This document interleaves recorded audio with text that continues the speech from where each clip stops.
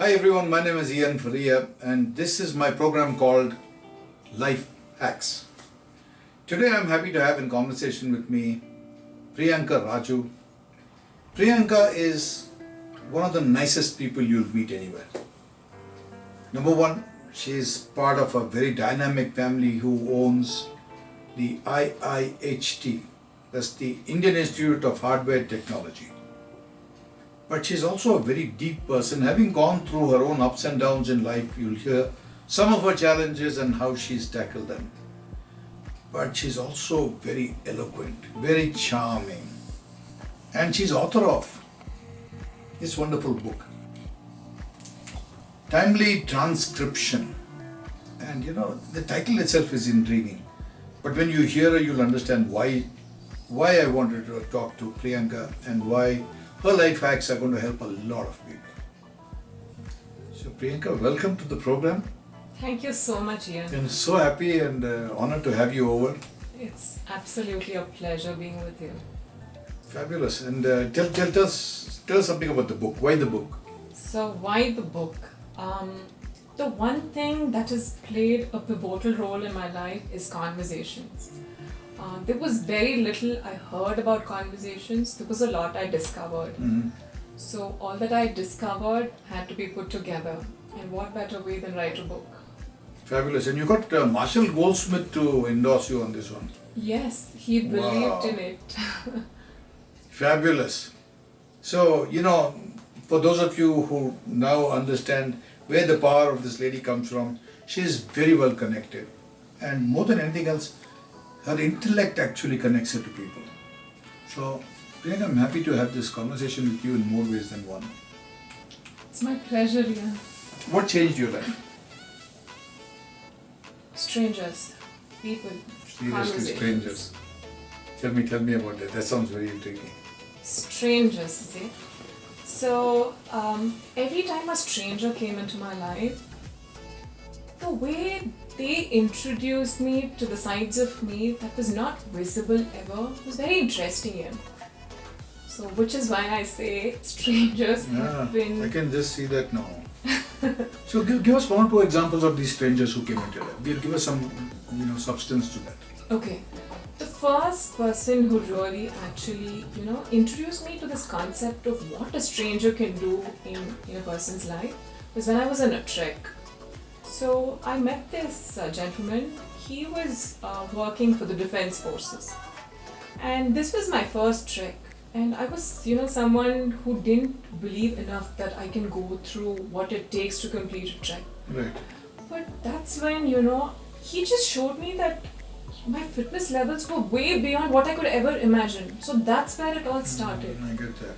So it was a very small beginning, but it went on a long way. And on the very same trip, I met this tour guide who for the first time told me that, man, there's something, whatever I tell you, you understand it.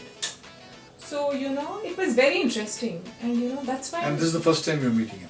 That was the first time I was meeting him. And he was telling me about, how he works in Dharamshala, why Dharamshala is why Dharamshala is the place it is, and what role it has had in his development. Right. And, so it was a very interactive conversation.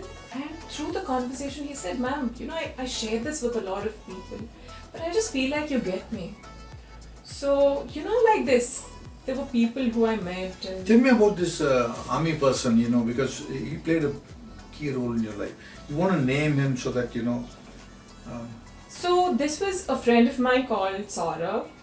He was someone who I met as a co-traveler. So, it was on this trek called Hamta Pass trek.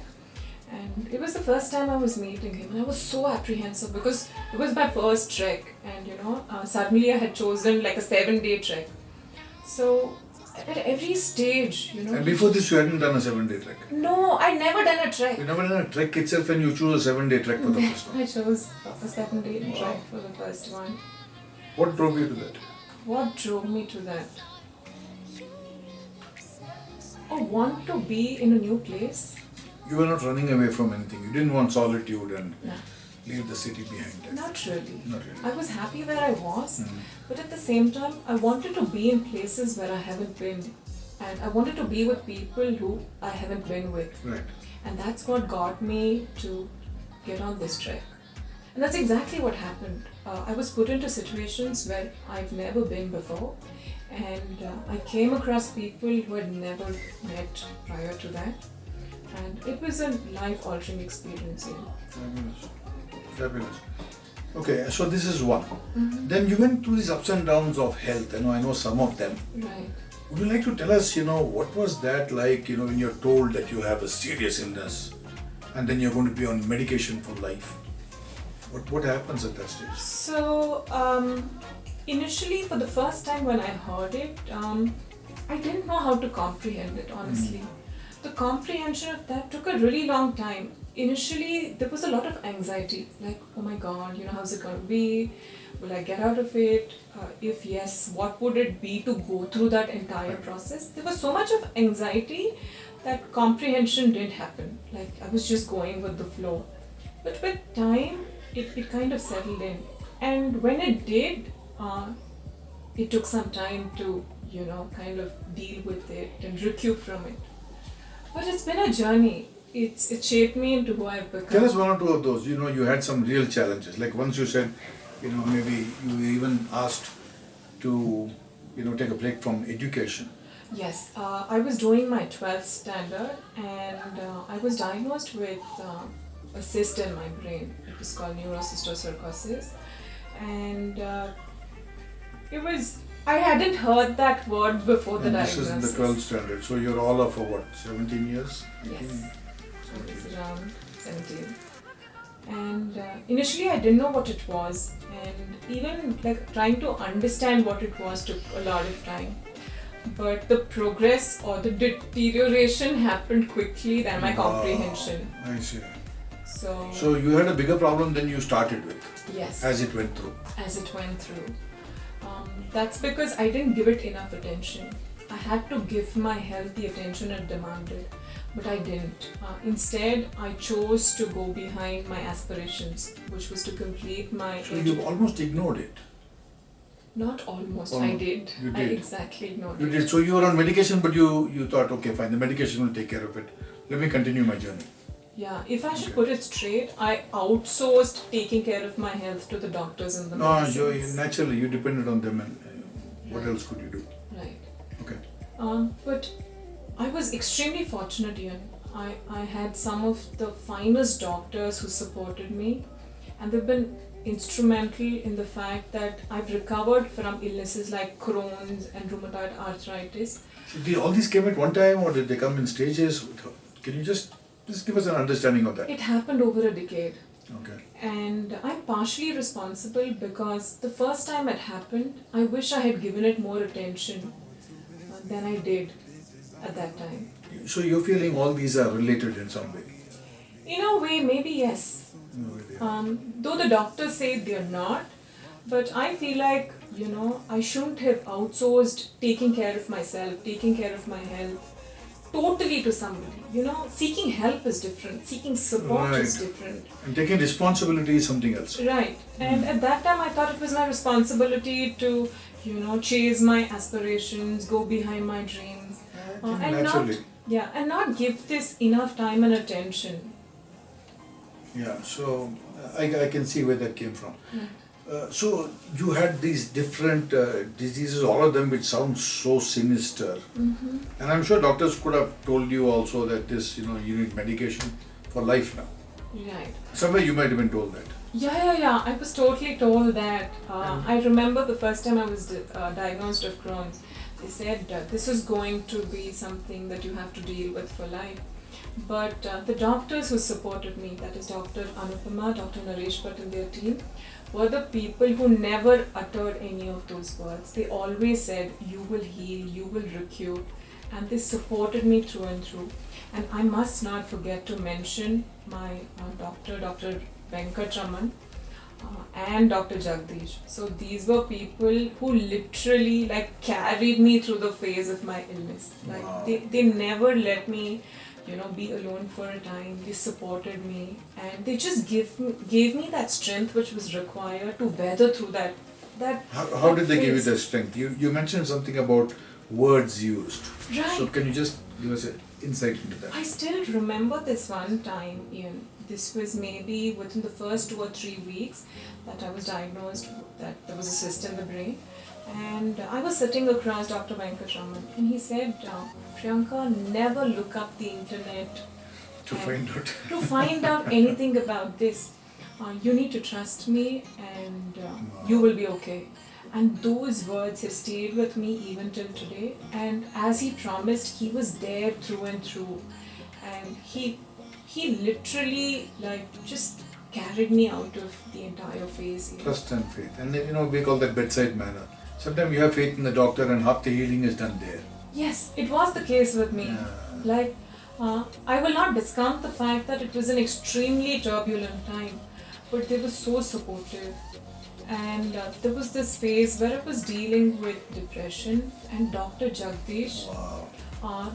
he was family. He is family. All of these doctors have been more than family to me. They're my friends, they're my family, they're everything. And every word that they spoke pushed me towards recuperation, pushed me towards positivity, pushed me towards a side of life which was bright, which was yet to come, but which was waiting for me. So, Wow. But doctors alone are not enough, right? You need a support system, family, friends. Did you have any of that? I did. It wouldn't have been possible without my parents. My father was like a pillar to my mother, who was a pillar to me. So it was like this chain. They never had a frown on their face. It was always like, yes, we're going to get through it. Yeah, but your dad is like that. I know him for a long time.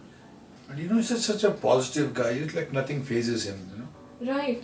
It reminds me of this one incident here where, I was diagnosed disease after disease. And then, my mom was like, why us? Why is she dealing with this? And he said, yeah. That's a question. And I remember my dad's words. He said, there were so many things, which really made us feel like life was beautiful. We want more of this. How come you never asked this question then? And it really opened my mother's eyes, and when she shared that with us, it just had me see a very different perspective. And my dad was like such a pillar of strength. And my mother, she's a true fighter. She is. Wow, that's so beautifully And put. I just soaked the fighting spirit and the positivity Your from mom her. is the more the energy giver at home. She is. My dad loves me too. Dad gives her energy and she gives. Us energy. Wow. Yeah, and I have to mention my brother. He was really young. I mean, he's 5 years younger than me, but he's been more of an elder brother. Like he's that person who fills me up with positivity. He's always like, look at the positive side. Look at the positive I side. like him. Hey, Dee, just chill. It'll all be okay. Keshav, is it? No, Aditya. Aditya. Yeah, Keshav is my uncle. I think you've heard. Keshav, yeah, because you spoke a lot. So some of these words just come back and I'm just trying to make the connections. Right. So Aditya is my brother. He has been that. Wow. Yeah. 5 years younger, but like you're saying, you treat him like an elder brother. He is like the elder brother. He's the one who is always making sure that, I'm totally smiling, and, he never makes the curve of my lips get into a frown. He's always the one who's looking at, okay, how can He's we a get positive her guy. I smile? should meet him sometime. You must. And of course, in addition to that, my extended family, that's my uncles Keshav and Madhav, my aunts. Oh yes, Keshav and Madhav are Yes. brother. Yeah, so that's fine. I know, now I yeah. get it. Madhav, tell me about Madhav. I know Madhav well. Yeah, he's the one who got me onto this transformation technology journey. So he introduced the word transformation to me in a way. Brilliant. So the first, I remember, I think he gifted me a Bhagavad Gita. So the first time when I read it, You read the whole Gita? I did, yes. So The English version. Not the Sanskrit. English version, yeah. Swami Chinmayananda's. Chinmayananda's. Yes. So that's how he got me on to, what a conversation can do in life. Like in terms of, he always looked at it as, okay, how can Krishna, what did Krishna do? What did he say that Arjuna spoke to himself very differently? That's true. And that's the role Madhav has played in my life. He's always said something different to me, and that has had me say stuff differently to myself. Tell me, I'm going to stop you on that. Tell me more about this. This Tell is me. the internal dialogue. And somebody from outside has to sometimes initiate it. Right. So, he would say something, and it would be a part of the many conversations that we do. And a few months down the line, I would say the same thing to somebody else. So, which means I knew that Yeah, I had it's said been it imbibed. so many times to myself that it ended up becoming a part Becoming of you. Yeah, a part of me, becoming me in a way. And so all that is in this book. It is. It is. Guys, this is a book to read. It's very nicely presented, very nice. I like the way you have put it together. Very nice. Easy to hold in the hand, easy to read. There are diagrams inside. I'm going to read this. I haven't read the book yet. You And must. you're giving me an audio version also. Yeah, no, now I'm going to go deeper into it. Now that we have had this conversation, Right. then this timely transcription has a lot more meaning now. I can see the context of it. So once again, I'm here having these timely transcriptions with the great Priyanka Raju. And it reminded me of a time when she said she went to close up this big business deal for her company. And when she was not keeping that well, so she was popping all these tablets, like she says, like she was eating gems. And she pulled the business deal off. And why am I telling you the story? Actually, she should be telling this to you. So, Priyanka, would you like to just take it up from there? Yeah, totally. Let me give you a slight background to it, before we move ahead. Sure. So, I was born into a family which has taken up the grand mission of enhancing the employability quotient of people. And we've been into it for the last 3 decades. Wow, 30 years now. 30 years now, yes. Mm. And we've touched a few million lives.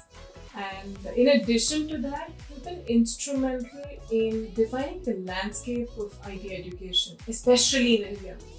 How come? Because we were one of the pioneers, when it comes to. Wow, yes, of Right. course. So Mm. we were pioneers in offering IT education to students and then also to corporates, enterprises. So, we've been at it for the last 3 decades.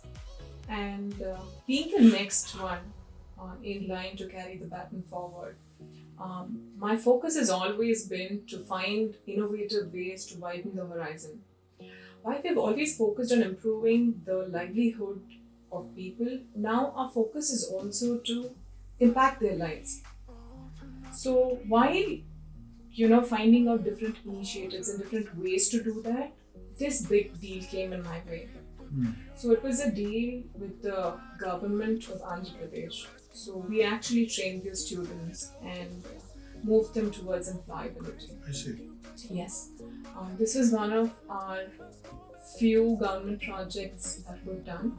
And I remember the day when we completed the deal. So until the deal was signed, I was like totally in absolute form. And it was only when I was returning home that, the pain that I was experiencing caught my attention. And the moment when I just bent down to carry my bag, I realized that I was not able to fist my fingers. And it felt like something was not right. Something not. Right. And that day, from the time I got into the cab till the time I reached home, it was all of 4 hours or a little over that maybe, but it felt like eternity. It was because, the check-in process, everything seemed so it's laborious, tedious. so painful. And it was not about the process, but it was because of what I was experiencing, the pain, the agony that I was dealing with. So it was such a mixture of emotions because on one side I was extremely happy, I was getting congratulatory Elated. calls. Quite right. Mm. And on the other side, I was experiencing this pain. And I remember my best friend calling, and he called and I totally broke down. I said, I'm not able to put up with this pain. And that's where it started.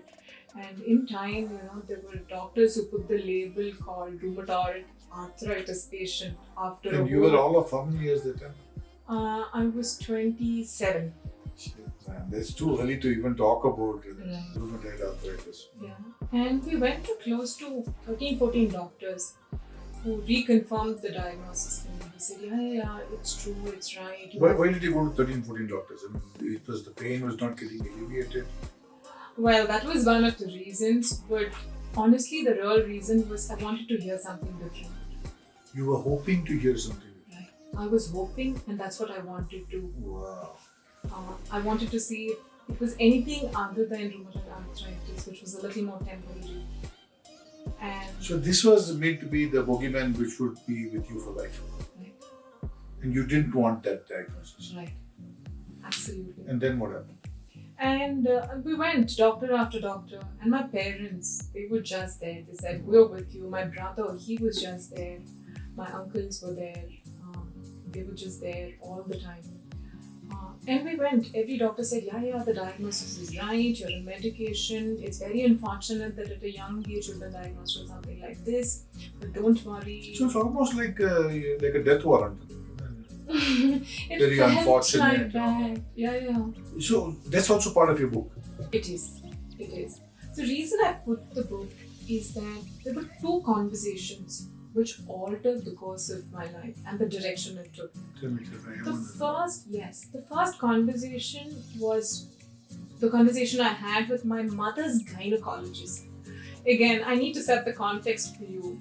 So she went through a uterus removal surgery. And my general perception about my mother was she's very low threshold for me. So I was expecting that she'd take about a month or 45 days to It's a big recover. operation. Yeah. But here was my mother. Within a few hours she was walking, and the next morning she just climbed a flight of stairs and she was back. I can't believe this. Okay. Yeah, it was almost magical. And so the nurses who were there, they said, ma'am, this is Dr. Kinney's patient. So anybody who's Dr. Kinney, yeah. Kinney's patient, this is what happens to them. And I was in awe with it. And when we were about to get discharged, so he came to visit my mother for his routine checkup. And I said, doctor, this is what, I've been diagnosed with rheumatoid arthritis. And, they said that I have to be on medication for that. But however, I think there can be something which can remove that absolutely. label off my head. And I want a rheumatologist who is an equivalent of you. And he said, Dr. Ramesh Joyce is your man. Offhand, let me just came out of. Yes, he did. And he gave me his number, he connected me to him. And Dr. Ramesh Joyce did finally get that tag off my head. What did he do? So what he really did was, the first consultation, it all began there. So when I walked into his chamber, I still remember the words I told him. I said, Doctor, you're the 14th person that I'm meeting. You're the 14th doctor. And you were counting.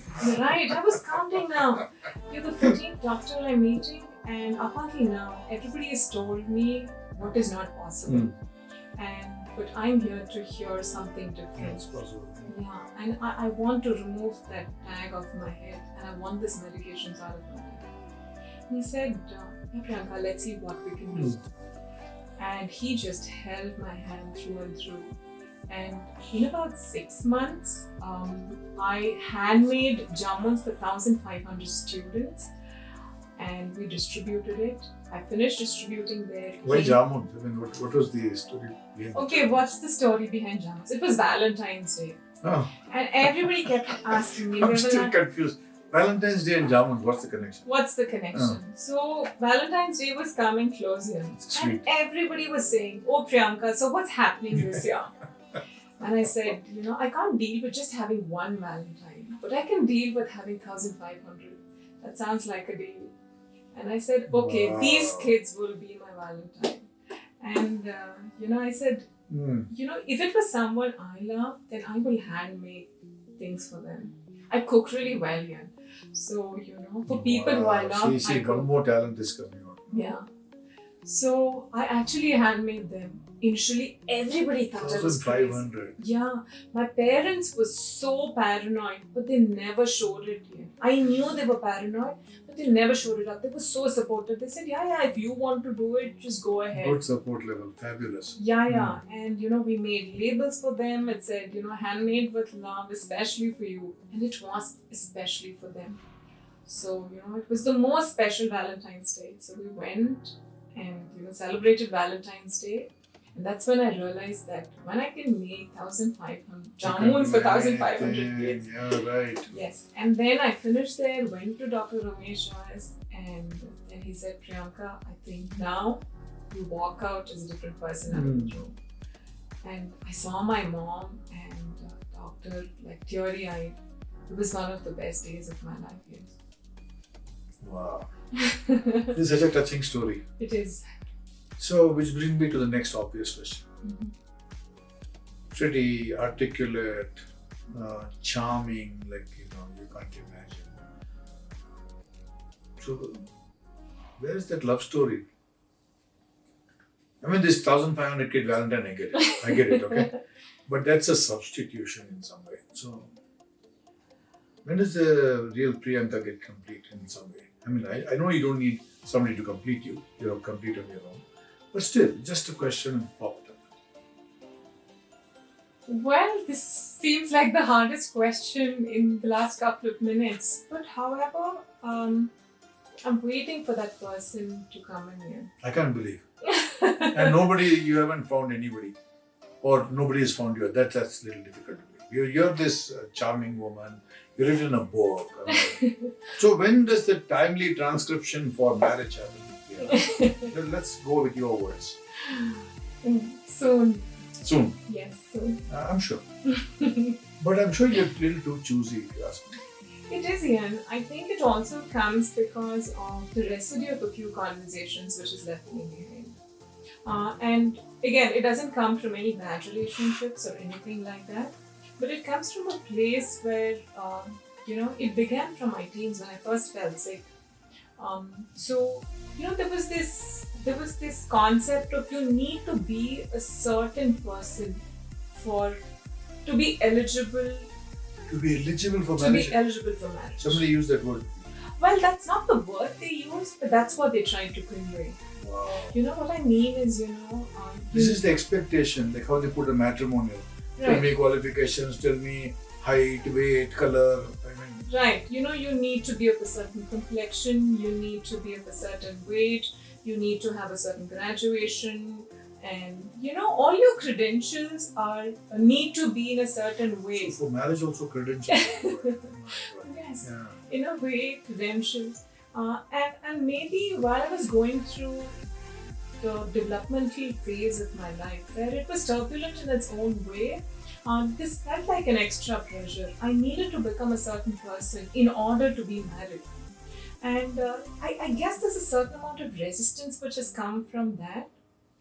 So it's like an entry-level requirement for marriage. It was. At least that's how I perceived it. Tick box. Right. And if you don't have so many boxes ticked. Right. So this actually put pressure on you in a lot of ways. Or with the conversations people had with you put the pressure. What was it? So those conversations echoed in me like constantly. I'm not sure if they just said it and it had an immediate effect. It was not like that. It registered. And it went on, The conversation echoing. inside continued. So that's the internal dialogue we call it. The conversation you have with yourself. Right. It was like an echo. You hear it once, the second time you hear it. And at least in an echo, what happens? The sound diminishes over time. Right. But that was not the case. In my case, it only increased. Got louder. Yeah, it just amplified with time. And hence, there was this, you constantly have to become someone. You have to become a certain person in order to be eligible, in order to find a partner who's worth, who's worth spending the rest of your life with. So maybe that kind of got me into a frame wherein resistance was the energy that showed up. You're saying this, Priyanka, actually most girls go through the same thing. Uh-huh. And for the guy, it's okay, he can come and choose. I mean, you get so many proposals and he'll come and check whether it's okay. Um, You didn't want to check out any guys and say, give me a list of guys and I'll see. You know what, yeah, in my experience, it's been slightly different. Even for the guys, they go through the similar pressure. Even guys go through. Right, they do. Yes. No, is this only your community or is it you're saying all of India goes through? Look, I don't know. I mean, I wouldn't generalize about community or India. Generalization is what But I this would is your refrain from. experience. This has been my experience. Like the men that I met, sometimes I met some really fine men too. But in their experience, when they were sharing their experience, they were pretty much dealing with the same thing. I see. Yes, they had to earn a certain amount and have so a that certain level of job. right, and they had to be a certain way. So this is why I'm saying, he says love marriage is actually the best way forward. I'm prescribing that. It's a Yeah. timely transcription. Guys, find somebody you love and just get married. Yeah, sorry. So yes, talking about, it's not about being a guy or a girl. It's just the frills and I what think kind it's of- changing, Priyanka, because I've been a counselor for 37 years. it is clearly. Let me tell you, before what I used to see of marriage and now what I see of. Today the girls are telling the guys to take over. Absolutely, both ways. Yeah. At one time, the guy would say, that's it, time out, I don't want this marriage. And now the girls are saying. So, It's for me. It's I been think things less. are changing. Yeah, for me, it's been less about a specific guy or the experience that I've had. It's been about the whole pressure around the concept see of that. marriage. It's been that. And I hope through this conversation that I'm having with you, and this is a life hack, that people realize that marriage is only just another phase of life. It's not like the end of the world or it's not like the start of a new life or something. It's just another phase. It is. And if you take it like that, I think everything will be fine. Absolutely. And there are equal number of people who are so okay with who you are. They don't need you to become someone to be a part of your life. And I'm sure that's it. That's how it is. Right. And most love marriages are like that. Right. I could live with you in a hut, my wife told me. A few years later, I said, you're asking about this, that, and the other, and you said you could live with me in a hut. She said that was before. Now Like, the reality. Yeah, while you're talking about love marriages, like I belong to a family where I've seen arranged marriages. My parents, they didn't meet each other until the day they got married. And they've been there for each other through and through. So you're saying arranged marriages work? It does, yes. In my experience, I've seen arranged marriages flourish and blossom and really, have extremely amazing times come out of it. Like, Madhav and Keshav, they also had arranged marriages. Okay, I didn't know that. Yes, And yes. I know Shweta also, but I didn't. I thought those were like a lovey-dovey couple. Yeah. Everybody is, that's my point. Arranged marriages Okay, so also that's a does new learning blossom for me. love. Yes, it does. New learning. Timely transcription. Right. I guess just another perspective. Okay, so if you have to summarize your whole life now into these, like you said, two conversations you told me about. One was, with the gynecologist who introduced you to Ramesh Choice. And he changed your life on the rheumatoid arthritis part. Mm-hmm. You said there were two, but you gave me only one. So. Okay. The second one is there's a greeting that I got on my birthday. So it read, "Happy birthday to the most awesome, beautiful person in the world," and a smiley. You're not wanting to share who said it. Well, I'm not going to put pressure on you, but I'm giving you an option. Right. So it just altered. That's where the conversation began, and there were always more and more and more which got attached eventually. It started with that one greeting. That one greeting card changed a lot of things for you. Yes, that was the beginning of our conversation. And eventually there was so much more said that I felt like somebody else introduced me to me. You said that so beautifully. Right. That's exactly what happened here. There was Priyanka. There was an image of Priyanka that I had. There was a certain way I saw her.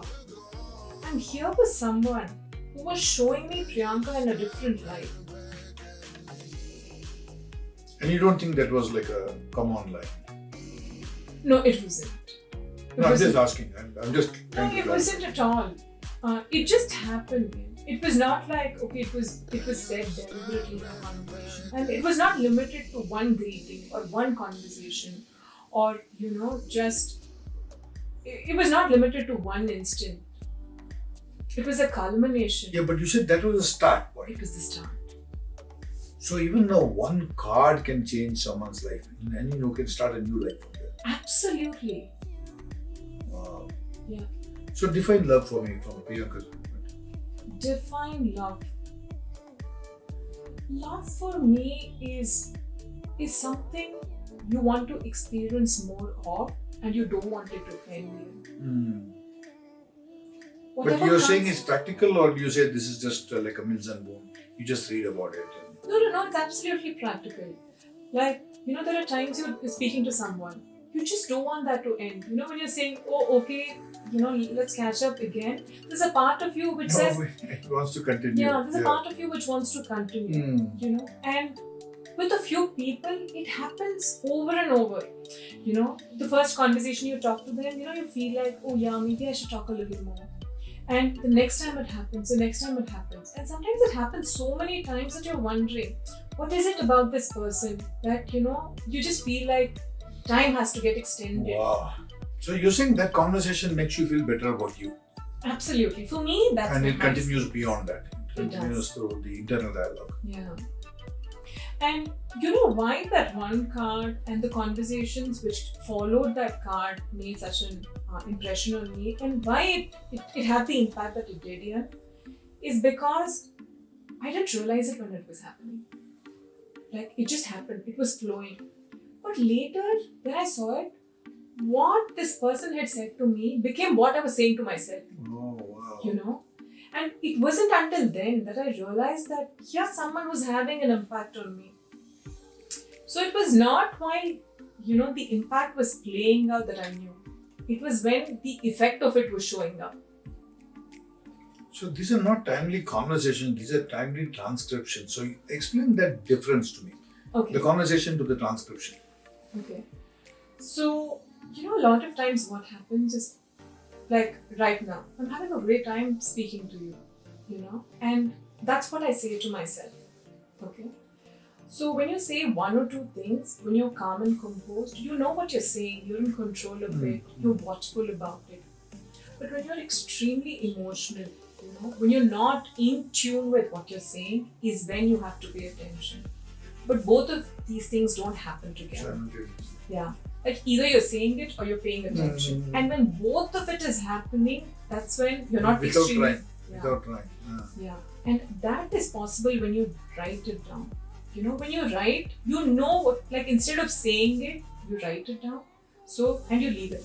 This is what used to happen here. There were times when I used to say so many things to myself that I wasn't able to track what I was saying. And it was important.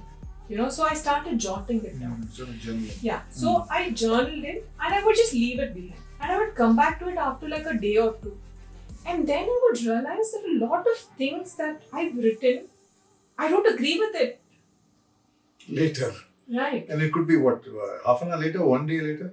Most of the times it was a day later. Yeah.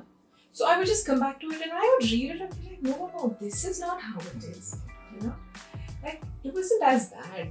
It was okay. Just yesterday I felt like this about it, but in real it was not that bad. You can trivialize it. And you can trivialize it. And it you have a new context to look at it from. I like the way you said that. Right. Because the negative things that I was saying to myself. Like for example, there was a point where I was 93 kilos. Yeah. And I would always keep saying, oh my god. You have some photographs of that, I don't believe you. I do. I've said them. So I'm going to share some of that in this life hacks, just to tell the world, you can still reach 93 and you can still look hot and happy. Absolutely. So whenever I used to, think about how I look, and the only words that I would put to, the way I look is fat, ugly, oh my god. You call yourself that? Yes. And I would call myself that over and over. Like if I tried new clothes, when I went shopping, clothes won't fit me. And that's when I'm like, oh my god, I'm so fat. Nothing fits me. And so fashion also actually puts us in boxes. Right. And I think it's not what the labels on the shirts or the t-shirts say. It's what you say to yourself. Because I said I was fat. I said, I'm not beautiful enough. I'm not, good enough. So these are the things, I needed to hear myself saying, and then alter that. And so that one card almost did that for you. It did. It did. Actually, I wish more people understood the value of a conversation or the power of words. Words are extremely powerful and resourceful too, Ian.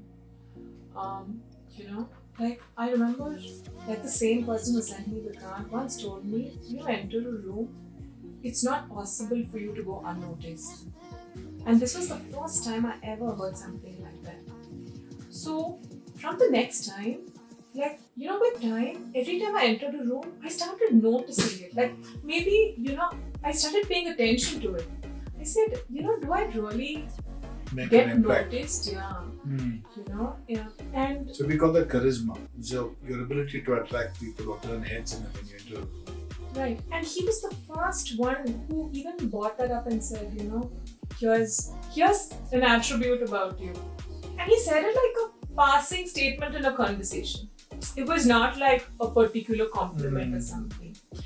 One of those times we were speaking about something and he said, when you walk into a room, you leave behind an impression. He said, you cannot go unnoticed. And when I started noticing that, I paid more attention to it. And when I paid more attention, I started seeing the smaller noticing details. it, yes. And Yes. it was like the whole concept. When you look for it, you see. And Yeah. when you see more of it. And it was like that. It opens up your filters inside. Right. I like the tagline of your book. The tagline of this timely transcription says a lifeline that will last a lifetime. A lifeline that will last a lifetime. Awesome.